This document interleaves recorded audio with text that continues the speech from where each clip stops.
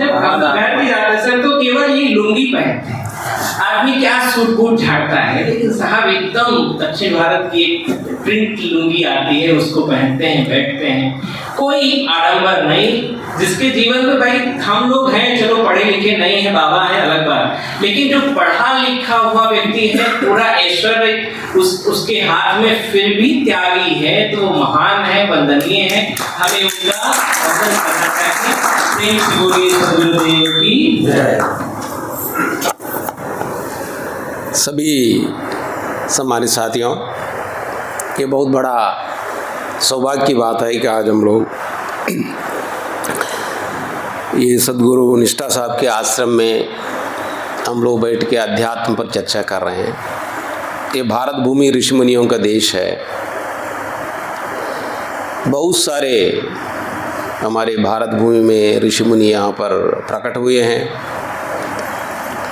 जीवन की जो अंतिम लक्ष्य प्राप्त करने की विधि विधान को बहुत ही व्यवस्थित रूप से व्याख्या करके लोगों को समझाया है। तो बात यह है कि उसको कितने लोग ग्रहण करेंगे, कितने लोग उस पर चलेंगे। बहुत लोग बाहर का विज्ञान तो बहुत समझ लेते हैं, लेकिन अंदर का विज्ञान ना समझने से स्वयं के जीवन में भी दुख है और उनके माध्यम से बाहर भी दुख ही दुख है। क्योंकि जब तक ईश्वरीय व्यवस्था को नहीं समझेंगे, केवल बाहरी विज्ञान को जितनी भी सीखेंगे, लेकिन उस पर चल नहीं सकते हैं। क्योंकि अंदर की जो व्यवस्था है, जो माया की व्यवस्था है, इतना प्रलोभन है यहाँ पे, नफरत है, ईर्ष्या है, द्वेष है, बहुत सारे दुर्गुणों का प्रभाव है। जन्म जन्मांतरों की संस्कार लेके हर एक जीव पैदा होता है। इसलिए कबीर साहब बोलते हैं कि मरते मरते जगमुआ, मरते मरते जगमुआ, ऐसा होई के नाम हुआ, बहुरी न मरना होई।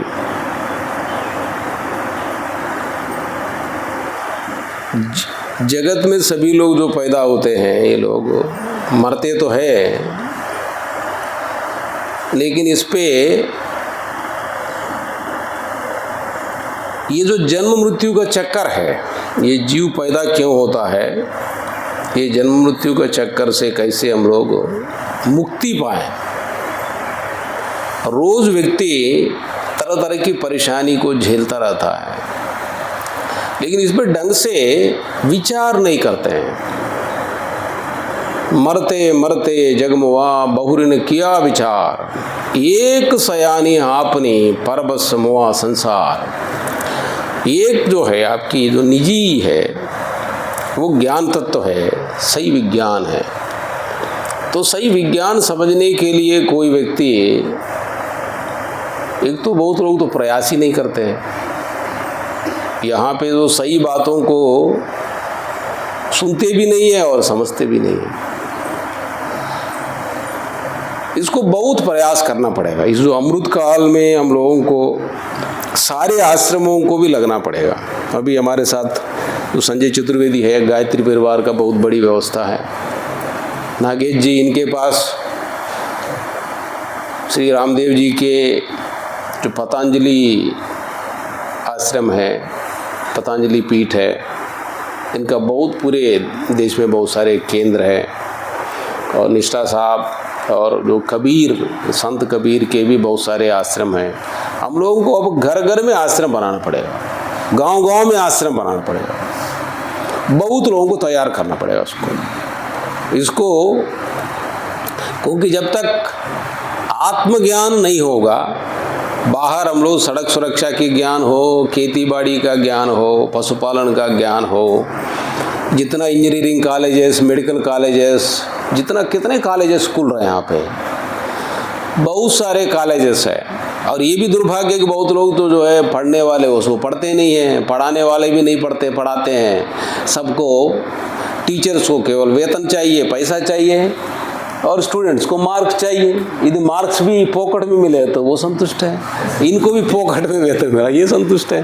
पर ये बड़ा विचित्र बात है, ये नकली व्यवस्था में कोई उद्धार नहीं होने वाला है। हर एक व्यक्ति नकली काम करके क्यों ऐसा है? ये लोग सोचते हैं कि जीवन में ऐसे नकली चीज़ों से सुख मिलता है।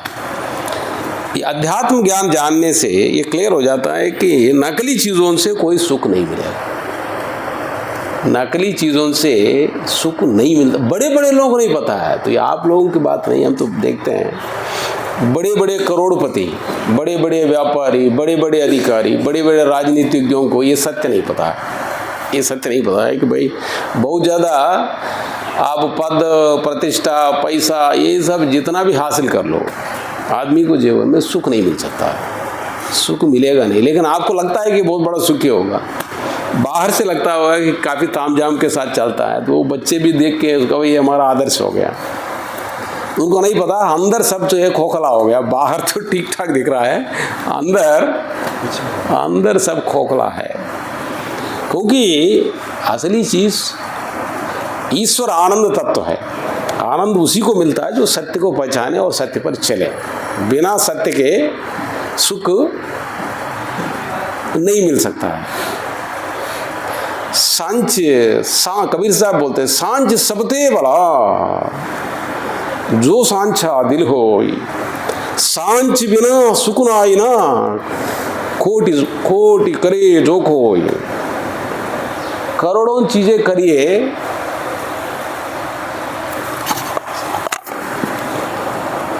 सांची सबते बला जो सांचा दिल होई, सांच बिना सुखनाई ना कोटि करे जो खोई।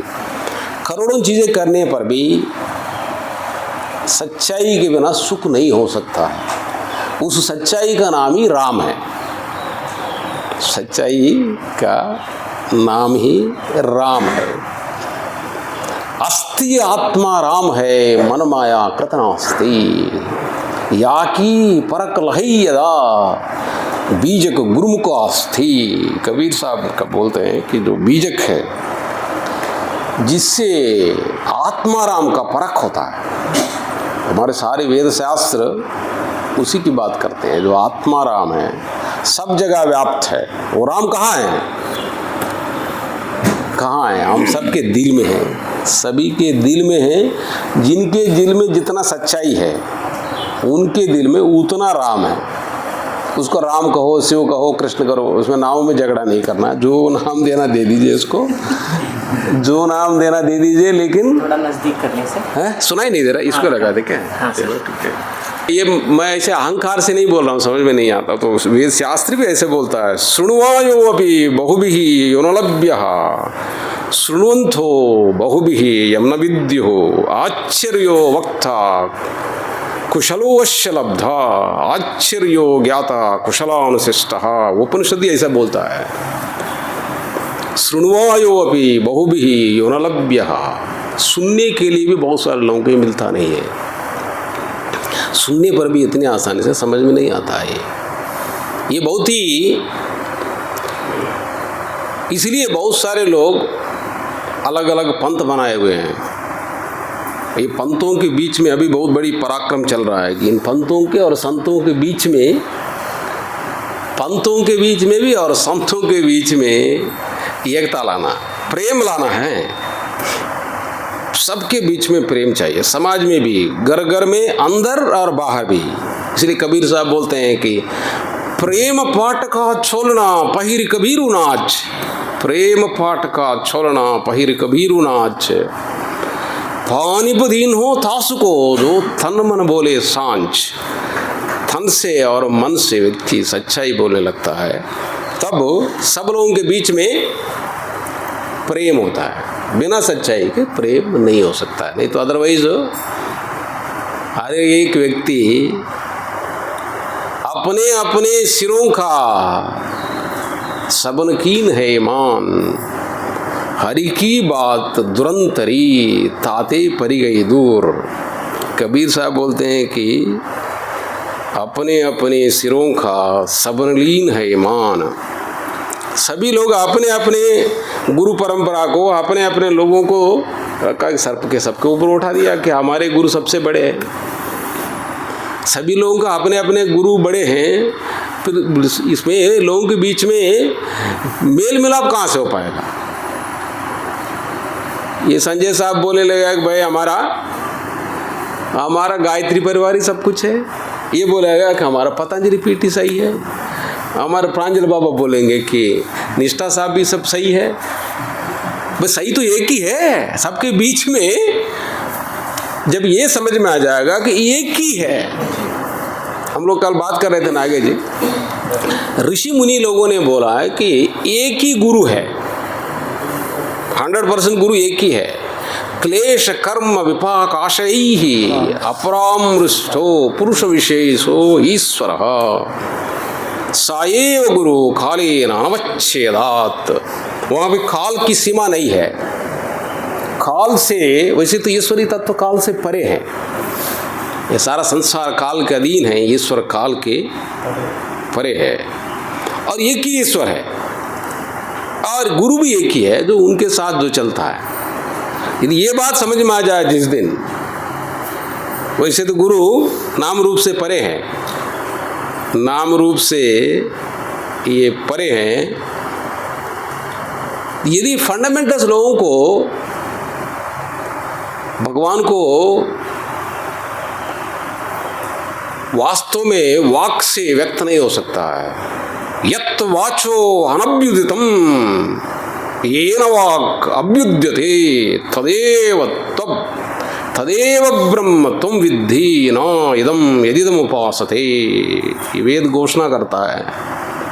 यत् वाचो अनभ्युदितम येन वाक् अभ्युद्यते तदेव ब्रह्म त्वं विद्धि। जो वाक बोलता है वो नहीं, जिससे वाक बोल रहा है, हमारे प्राण प्राण में अंदर जो बैठा हुआ है वो ईश्वर है।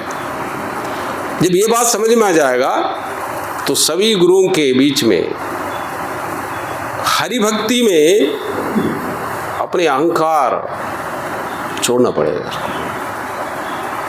अपनी कोई बोलेगा कि मेरा मंत्र ही सबसे बड़ा मंत्र है। यदि हरे राम हरे कृष्णा हरे जो बोलते रहते हैं, हम नहीं करें कि बुरी बात नहीं है। और कोई दूसरे ये बोलेंगे कि भाई ओम भूर्भुवः स्वाहा ही एकमात्र है। ये जो है तो बहुत गड़बड़। लेकिन आप अपना भी ठीक है, आपको जो अच्छा लग रहा है आप कर रहे हो। मैं कहूँ मैं राम ही बड़ा भगवान है, कोई बोला शिव ही बड़ा भगवान। बहुत दिनों तक झगड़ा रहा है इसका। ये इसके बीच में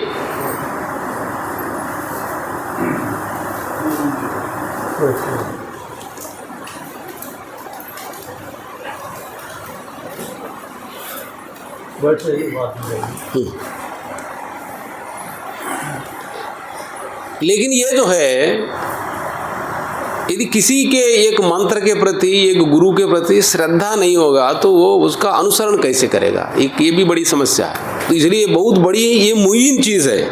मतलब कि अपने गुरु के प्रति या अपने मंत्र के प्रति या अपने इष्ट देव के प्रति श्रद्धा ही नहीं है तो साधना कैसे करेगा? ये भी बड़ी समस्या है।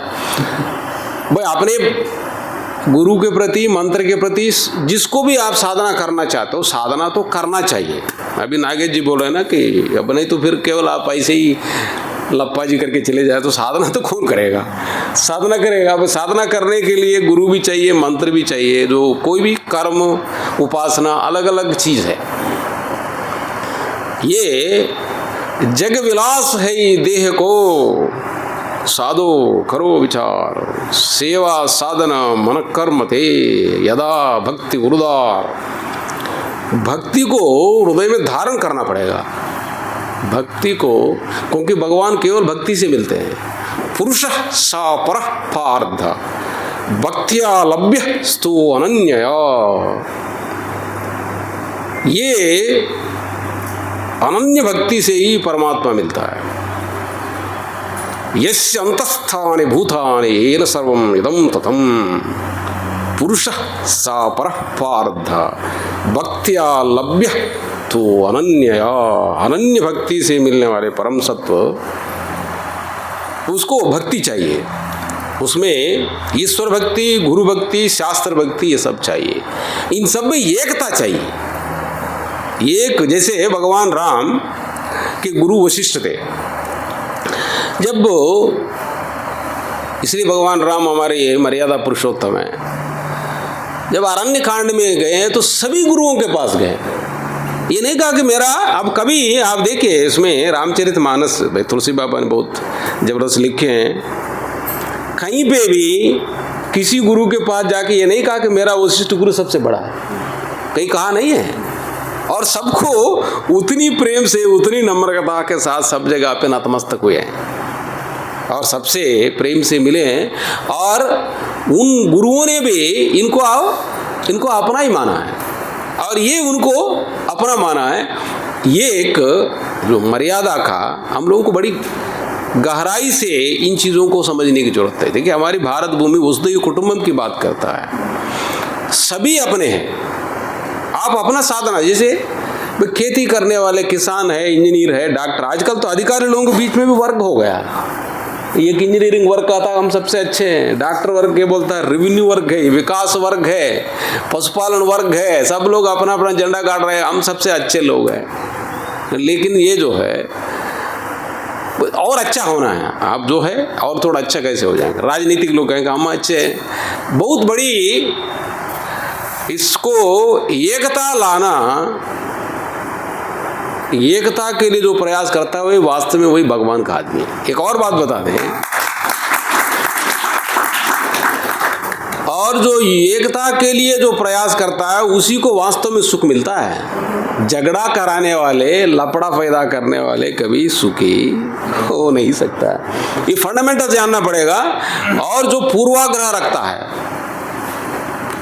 रखता है, भेदभाव पैदा करता है, नाम कुछ भी ले लें, बात वेद की करे, उपनिषदों की कहिए, कुछ भी नाम ले लें, लेकिन प्रेम बढ़ाने का काम नहीं कर रहा है। इसलिए कबीर साहब ने बोला कि पोती पढ़ पढ़ जगमुआ पंडित भयानक होई। इसलिए बोला है कि केवल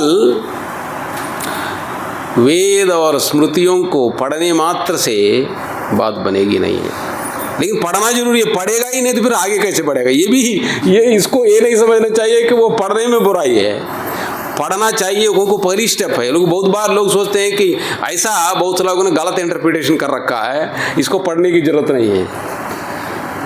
पढ़ना भी जरूरी है, याद करना भी जरूरी है, बोलना भी जरूरी है। हर चीज़ जो महिमावान चीज़ है, जैसे हम लोग बचपन में अक्षर ज्ञान के लिए कैसे लिखते हैं, उसको पूरा बचपन में हम लोग एक स्लेट और चाक रगड़ते रहते थे। उसमें हम लोग कभी काय रगड़ रहे हो इसको, तो रगड़ना पड़ेगा उस समय। इसलिए हम बोलेंगे भाई ओम भूर्भुवः क्यों बोलना है, बोलना ही है उसको आर्दव सहित तो आप जान ले तो और अच्छी बात है, नहीं तो कम से कम वो बोलने पर भी वो फर्क पड़ेगा। तो ये जो है ये अलग अलग लेवल का है। ये नहीं बोलना चाहिए कि आप मान ले कि यदि आप डिग्री में हो, ये नहीं पूछना चाहिए कि प्राइमरी स्कूल क्यों है, प्राइमरी स्कूल प्राइमरी लोगों के लिए है। तो ये जो है यज्ञ की भी अपनी महिमा है, मंत्र की भी अपनी महिमा है। तो इन सभी के बीच में सामंजस्य बनाना ये बहुत बड़ा आज के डेट में इन लोगों के बीच में सामंजस्य, किसान के बीच में भी, पशुपालन करने वाला, वैज्ञानिक, डॉक्टर, सबके बीच में कैसे ये प्रेम का संबंध अपने अपने कर्म करें। सब नर करई परस्पर प्रीति, चलई स्वधर्म निरत श्रुति रीति। सभी करें अपना और आपस में प्रेम संबंध हो और सही चीज़ों का प्रचार होना चाहिए और सही चीज़ों को समझना चाहिए। ये सही चीज़ कौन रोकता है? जिनके अंदर स्वार्थ है, लोभ है, अज्ञानता है। ये 17 जतम प्रकृतियाँ हैं। जो व्यक्ति राजसिक और तामसिक प्रवृत्ति में है वो कुछ न कुछ विवाद पैदा करेगा। और ईश्वर की तत्व में आना है तो सात्विक प्रवृत्ति में आना पड़ेगा। सात्विक प्रवृत्ति में एकता के लिए प्रयास करता है। सर्वभूतेषु एकम भावम अव्ययम ईक्षते, अविभक्तम विभक्तेषु तद्ज्ञानम विद्धि सात्विकम। सात्विक ज्ञान में जोड़ना है, सबको जोड़ना है। हम पूरा विश्व को भी जोड़ना है इस पे, क्योंकि ईश्वरी तत्व तो सब जगह है, सब जगह ईश्वरी तत्व है। ऐसा कोई जगह खाली नहीं है जहाँ पर ईश्वर नहीं है। ईश्वर सर्वव्यापिनम सर्वभूतेषु गूढ़ः, उसको तो ये हमारी ऋषि मुनि लोगों ने जो ज्ञान बताया है उसको अलग अलग संतों ने अलग अलग ढंग से गाया। इसी को बोला एकम सत्य विप्रा बहुधा वदंती, एक ही सत्य को अलग अलग ढंग से गाया है। ये वेद 100% सत्य है, संतों ने अपने अपने ढंग से इसको गाया है।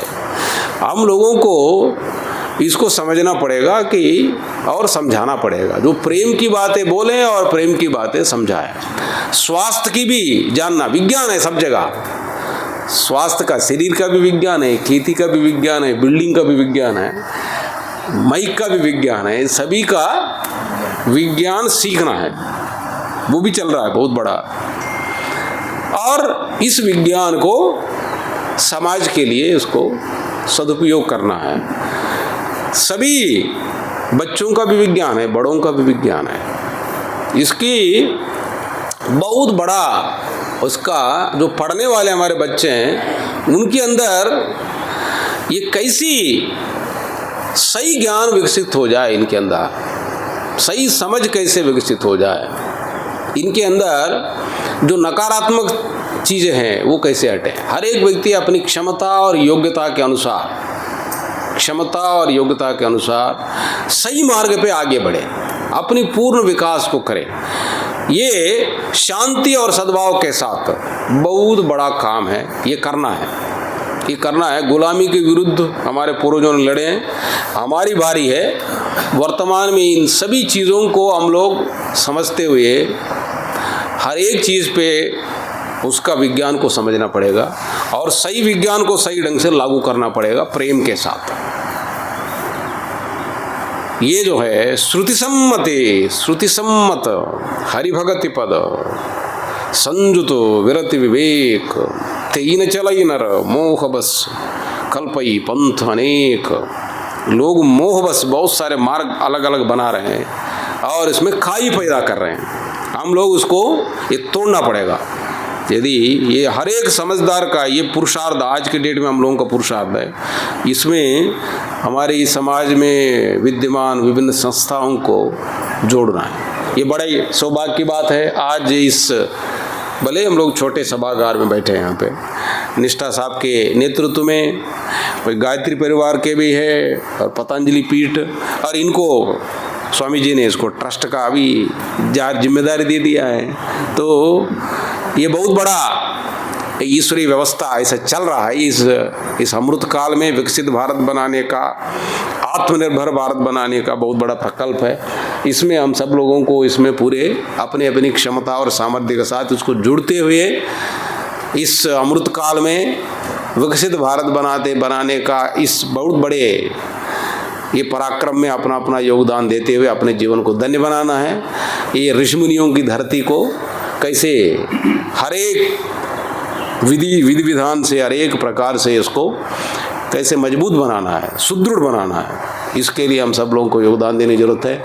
मैं ईश्वर से प्रार्थना करता हूँ हम सबको ताकत दे, हम सब लोग मिलके अपने पूर्वजों के ज्ञान और अपने पूर्वजों के जो पराक्रम है उसको याद करते हुए हम अपनी हिस्से का पराक्रम करते हुए तपस्या करते हुए, तपस्या बहुत बड़ी चीज़ है। मनमानी करने वाला ना अपना भला कर सकता ना दूसरों को भला कर सकता है। ये उस परम तत्व के पास पहुंचने का एक ही मार्ग है, तप करना पड़ेगा। तप के बिना ये बात बनेगी नहीं है। ये आलसी भोगी व्यक्तियों का काम नहीं है, ये आगे नहीं बढ़ सकता है। तप करना, हर एक व्यक्ति को तप करना पड़ेगा। ये जो है तभी तप मीन्स हर एक में संयम बरतना पड़ेगा, हर एक विधि विधान में समझदारी के साथ काम लेना पड़ेगा। आज के डेट में मनमानी करने की प्रवृत्ति बहुत बढ़ गया, हर जगह पे मनमानी कर रहा है और वो सोच रहा है कि वही सब कुछ है। बड़े बड़े लोग, छोटे लोगों को छोड़िए, बड़े बड़े लोगों को मनमानी करने का वो सोच रहा है कि उसी से, और बहुत सारे ऐसे गुरु भी तैयार हो गए कि नहीं खूब मनमानी करो, कोई चिंता करने की जरूरत नहीं, तुम जो कर रहे हो वही सही है, वही सही है। ये भी डूबेगा और वो भी जाएगा, क्योंकि मनमानी करने से भला कैसे हो सकता है। वही ईश्वरीय व्यवस्था के अनुसार चलने पर ही, यहाँ पर व्यवस्था हर एक जगह का, हर एक का नियम है, उस नियम कायदे पे चलने पर ही भला हो सकता है। नियम कायदे को जानना पड़ेगा, स्वभाव को जानना पड़ेगा, हर एक चीज़ का अध्ययन करना पड़ेगा। इसलिए बोला है कि हमारे शास्त्रों में अध्ययन और अध्यापन बहुत बड़ा धर्म है। अध्ययन करना, जानना चाहिए, ठीक ठाक जानना चाहिए। इसलिए हमेशा गुरुओं का बहुत बड़ा महिमा है, और गुरुओं की भी जिम्मेदारी है कि वो ठीक ठाक से और सीखते रहें, सही चीज़ों को सीखते रहें और एकता के सूत्र से के साथ सीखते रहें। ये नहीं कि हम ही सब कुछ जानते हैं बाकी सब लोग बेकार, ऐसा नहीं है। इसकी सब में उस सूत्र के साथ, सबको जोड़ने के सूत्र के साथ जो है, और यदि कहीं पे कमजोरी है उस पर प्रेम पूर्वक विश्लेषण हो सकता है, तब उसके लिए नम्रता चाहिए। भाई मेरे विचार में ऐसा लग रहा है कि इसमें कुछ मामला कुछ गड़बड़ी है, तो उस पर विचार विमर्श नम्रता के साथ अपनी बात रखना पड़ेगा। नहीं तो कोई गलत हो रहा है उस पर भी कोई बात ही नहीं करेगा तो गलत करने वाला गलत करता ही चला जाएगा। तो गलत करने वालों को बताने वाले भी चाहिए कि भाई ये ठीक नहीं है, इससे भला नहीं होने वाला है, तो उसका, लेकिन प्रेम नहीं तो फिर संवाद कैसे होगा। प्रेम पूर्वक रखने की विधि विधान को भी जानना पड़ेगा उसको। तो इस मुझे पूरी आशा है इस अमृत काल में हम सब लोग अपनी अपनी क्षमता और सामर्थ्य के साथ इसको करना है, या इसे ईश्वर चाहता है। ये बहुत बड़ा काम है, ईश्वर का धर्म को आगे बढ़ाने का काम करना, वो बहुत बड़ी, भगवान बोलते हैं उससे बड़ा मेरा काम करने वाला कोई नहीं, इस धर्म को समझने वाला और धर्म को प्रचार करने वाला। ये जो है, ये इमं धर्म्यम मद्भक्तेषु अभिधास्यति, ये जो करेगा भक्तिम मयीं परां कृत्वा मामेव प्रपद्यते, भक्तिम मयि परां कृत्वा मामेव एष्यसि न संशयः। इसमें कोई डाउट नहीं है, बोला भगवान। ये जो भगवान की बातों को लोगों तक पहुंचाने का जो काम करेगा, तस्मात् मनुष्येषु न कच्चित् प्रियकृत्तमः भविथा न मे चेत् भविथा न च तस्मात् अन्यः प्रियतरो भुवि। उससे और प्रियतर व्यक्ति नहीं है इस पृथ्वी में जो इस ईश्वरीय ज्ञान को लोगों तक पहुंचाता है। तो इसलिए हम सब लोगों को संत कबीर की बीजक हो, श्री रामचरण आचार्य जी की गायत्री पीठ के जो बहुत सारे ज्ञान के वचन हैं, पतंजलि पीठ के जो हमारी श्री रामदेव जी महाराज है, और पतंजलि ऋषि के बहुत सारे सूत्र हैं, सभी चीज़ों में एकता को देखते हुए इन सभी महापुरुषों के एकता और एक सत्य है इनमें, ये पहचानते हुए उस पर जोड़ते हुए ये करना है। इस पर एकता के साथ इसकी भी महिमा है, इसकी भी महिमा है, लेकिन मैं ये जानता हूँ, इसमें कोई बुराई नहीं है। भाई मैं फिजिक्स जानता हूँ, ये जरूरी नहीं कि मैं सारे 50 सब्जेक्ट जान लूँ। मैं फिजिक्स जानता हूँ, मैं फिजिक्स ठीक से जानता हूँ, तो फिजिक्स के बारे में बोलिए। पतंजलि पीठ केवल पतंजलि ऋषि के योग सूत्रों को ठीक से जानता है, अब बोलिए। श्री रामचरण आचार्य जी ने वेदों के बारे में विज्ञान बताया, मैं ये जानता हूँ, लेकिन आप दूसरों को आलोचना मत करिए जब तक आप नहीं जानते हो, ये फिर झगड़ा तैयार हो जाएगा। भाई मैं कबीर साहब को ठीक से बीजक मैंने समझ लिया, भाई बीजक के अनुसार ये है। कभी उसमें संवाद हो सकता है कि सर आप बीजक में ये बोल रहे हो, कोई जानता, मतलब 2-3 चीज़ें जानने वाला है, बीजक में ये बोला है, लेकिन पतंजलि ऋषि ने ये बोला है, इन दोनों के बीच में थोड़ा तो विरोधाभास दिख रहा है, कोई पूछ सकता है। तब कोई व्यक्ति इसको ऐसे सामंजस्यपूर्ण ढंग से व्याख्या करना पड़ेगा। मैं भी ईश्वर की कृपा से मैं इसमें रिसर्च कर रहा हूँ जी। इस पे भगवद गीता ये और पतंजलि के योग सूत्र क्योंकि मैं हमारे मुख्यमंत्री जी योगी महाराज है, मुझे कर्मयोग का, मैं प्रदेश का प्रभारी हूँ, मुझे जिम्मेदारी है, क्योंकि मैं बहुत सारे लोगों के सवालों को जवाब देना पड़ता है मुझे। सवालों को जवाब देना, तरह तरह के लोग तरह तरह के सवाल पूछते हैं, बोले ना आनंद, तो सब जगह हमको तो जवाब देना है, तो हमको सब जानना है, हमें तो सबको जानना ही है और बताना भी है। और इस पे बहुत बड़ा प्रयास है, इसको हम सब लोगों को इस पे करना पड़ेगा और एकता लाना पड़ेगा। राजनीतिक हो, व्यापारी हो, धर्म अधिकारी हो, संत हो, और संतों की विशेष रूप से, क्योंकि संत का काम ही है प्रेम बढ़ाने का। जो प्रेम नहीं बढ़ाता तो संत ही नहीं है, इंसान ही नहीं है। प्रेम नहीं बढ़ाएगा तो इंसान ही कहाँ, तो संत तो बहुत बड़ी चीज़ है, संत तो बहुत बड़ी चीज़ है। सो संत तो लोगों के उपकार करने के लिए है, वो त्यागमूर्ति है, तपोनिष्ठ है। तो मुझे पूरी आशा है कि हम सब लोग मिलके, भले ही निष्ठा साहब के सानिध्य में हम सब लोग बैठ के बात कर रहे हैं और ईश्वरीय सत्ता यहाँ पर विद्यमान है। जब भी जहाँ भी धर्म और सत्य की बात होती है तो सरस्वती जी वहाँ पे प्रकट रहती है। तो हम सब लोग मिलके इस भारत भूमि में अपने अपनी चीज़ों को ठीक से करते हुए, प्रेम बढ़ाते हुए इस भारत भूमि को महान बनाने में पूरा योगदान देंगे। इसी आशा और विश्वास के साथ सबको बहुत बहुत शुभकामनाएं। जय हिंद, जय भारत। यस स्वामी।